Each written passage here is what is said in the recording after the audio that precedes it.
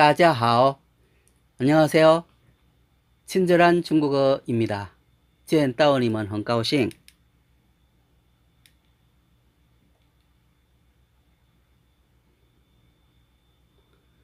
이번 영상 주요 내용에 대해서 먼저 말씀을 드리면, 우리가 중국어를 배울 때에 무엇을 중심으로 배워야 하나 하는 것과 중국어 품사 표시 약어에 대해서, 또 제가 특별히 시도하고 있는 중국어 문장에서 품사 표시를 색상으로 왜 하나 하는 것에 대해서 여러분께 잠시 말씀을 드리려고 합니다.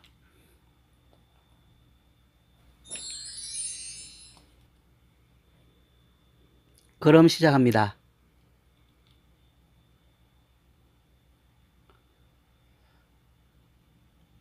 첫 번째로 중국어 학습 방향에 대해서 회화 중심으로 배워야 하나, 문법 중심으로 배워야 하나, 단어 중심으로 배워야 하나, 이런 고민들을 우리가 중국어를 배우는 사람들이라면 모두 한 번씩 해보시리라고 생각을 합니다.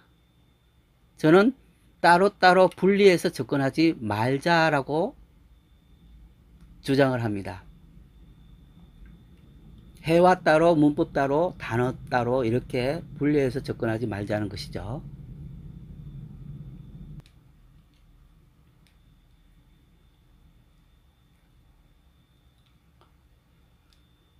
교과서 또는 일반 교재를 공부할 때 한 단원 안에 있는 표현을 공부하면서 그 단원에 있는 표현, 단어, 어법을 제대로 이해하면서 진도를 나가는 것이 정말 중요합니다. 예를 들어서 我很喜欢吃面条. 나는 국수 먹는 것을 좋아한다 라는 문장이 있습니다. 이 문장은 단어가 5개로 이루어져 있고요. 명사가 2개, 부사 1개, 동사 2개가 있습니다.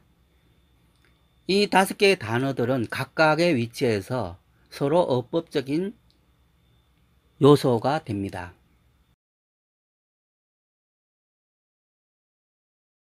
중국어는 문장, 단어, 어법 이런 것들을 배우면서 하나둘 늘려가면 됩니다. 문장을 한꺼번에 다 배울 수도 없고, 단어를 한꺼번에 다 배울 수도 없고, 또 어법을 한꺼번에 다 배우는 것도 참 힘든 일입니다. 이렇게 하나둘 늘려가다 보면 자신의 중국어 실력이 확장이 되는 것을 발견하게 될 것입니다. 다만 조급해하지 말고 배우는 것을 쉬거나 멈추면 안 됩니다.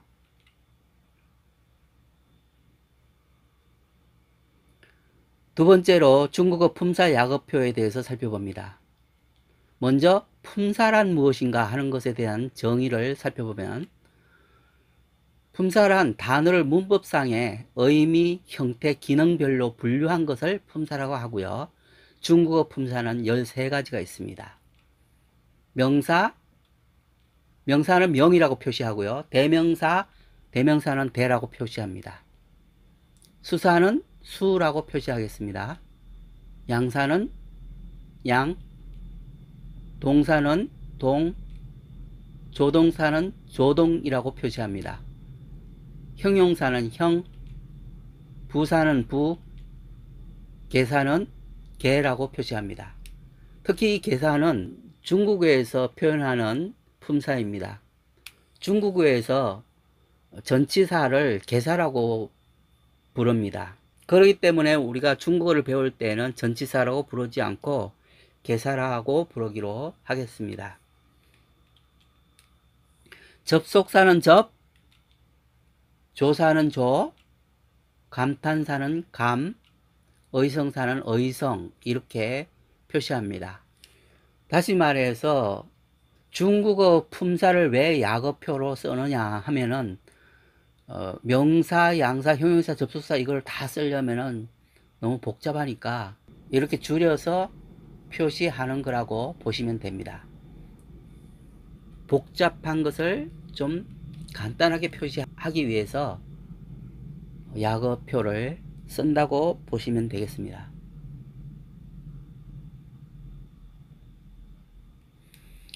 그리고 세 번째는 제가 중국어 문장 속에 품사 표시를 색깔로 표시하게 되는데요. 왜 이렇게 하는지, 또 어떤 유익이 있는지 잠시 설명을 하도록 하겠습니다. 명사, 대명사, 수사는 그냥 까만색으로 표시를 합니다. 양사는 진갈색으로 표시하고요. 동사는 파란색, 조동사는 진녹색, 형용사는 남색, 부사는 하늘색, 계사는 진보라색, 접속사는 회색, 조사는 오렌지색, 감탄사와 의성사는 그대로 까만색으로 표시를 하고요. 특히 이제 품사 중에서도 부정부사가 있는데 부정부사는 빨간색으로 표시하고요. 보어는 연두색으로 표시하고 격식 표시는 이렇게 격자 모양으로 표시를 하도록 하겠습니다.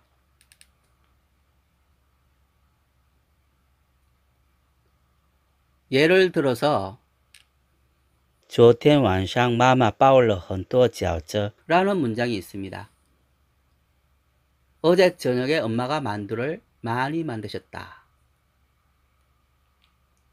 이 문장은 모두 8개의 단어로 이루어져 있는데 명사가 4개, 동사가 1개, 조사 1개, 부사 1개, 형용사 1개로 되어 있습니다. 이 단어들은 각각의 위치에서 어법적인 역할을 하므로 하나의 문장으로 완성됩니다. 이 단어들은 서로 품사들이 다릅니다. 명사도 있고요, 동사도 있고요, 조사도 있고, 부사도 있고, 형용사도 있습니다. 이렇게 여러 가지 단어들이 각각 다른 위치에서 또 각각 다른 품사로서 그 자리에서 어법적인 역할을 하게 됩니다. 昨天晚上 昨天晚上 昨天晚上 어제 저녁에 마마 엄마는 엄마가 包了 만들었다. 뭐를 만들었나? 很多饺子很多饺子 饺子는 중국의 만두입니다. 물만두인데요. 주로 이제 설날 때 먹는 만두인데 그 만두를 어떻게 만들었냐 하면은 많이 만들었어요. 很多很多饺子라고 이렇게 표현이 되어 있습니다. 그래서 이 문장을 처음에 공부할 때는 왜 이렇게 여기 자리에 꼭 있어야 되냐, 이 문장을 처음에 공부할 때는 이런 문장의 구성들이 잘 이해가 되지 않을 수도 있습니다. 그래서 제가 이 문장을 배울 때에 아예 처음부터 기초부터 이렇게 색깔을 표시함으로써 자연스럽게 품사가 무엇인가 또는 또 어떤 위치에서 어떤 역할을 하나 하는 것을 자연스럽게 익혀 나갈 수 있도록 하기 위해서 문장 속에서 품사 표시를 색상을 여러 가지 색상으로 표시하고자 하는 것입니다. 이렇게 각각의 단어들이 각각의 위치에서 어떤 역할을 하는가 하는 것을 한눈에 알 수 있게 하기 위해서 품사 표시를 색깔을 넣어서 표시하게 되었습니다.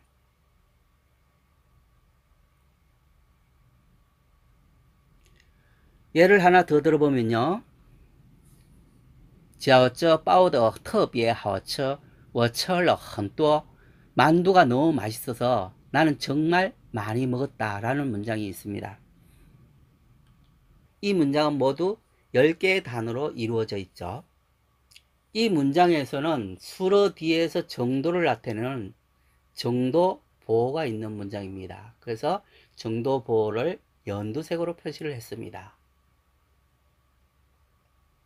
연두색으로 표시되어 있는 것은 정도 보호다, 이렇게 얼른 알 수 있게 하기 위해서 연두색으로 표시했고요. 빠오더, 빠오 하면은 동사인데 동사가 여기서 수로가 됩니다. 그래서 동사 수로의 문장이죠. 빠오더, 더는 조사인데 이 더 조사가特别 하우처 보호와 수로 중간에서 연결을 시켜주는 역할을 합니다. 그래서 정도 보호는 이렇게 수로와 정도 보호 사이에 더가 연결을 시켜준다 하는 것을 자연스럽게 우리가 익힐 수가 있습니다. 이런 어법은 물론 배우기도 합니다. 하지만 이렇게 색깔로 표시해서 처음부터 자연스럽게 알 수 있다면 더 좋겠죠. 물론 우리가 처음에는 이렇게 복잡한 문장으로 시작하지는 않습니다. 처음에는 좀 간단한 문장으로 시작을 하는데, 예를 들어서 여러분에게 설명하기 위해서 이 문장을 제가 가지고 왔습니다. 이제 발음 부분과 중국어를 배울 기초 상식은 아시게 됐죠? 중국어를 배울 준비가 끝났다면 이제 본격적으로 중국어를 시작할 수 있습니다. 끝까지 영상 올린 순서대로 학습을 제대로 하신 분들을 칭찬합니다. 그러나 혹시라도 영상을 대충 보셨다면 다시 꼼꼼히 보실 것을 권해드립니다. 다음 시간에는 기초 인사말부터 시작해서 본격적으로 중국어 회화를 시작합니다. 자기 자신에게 기대해 보세요.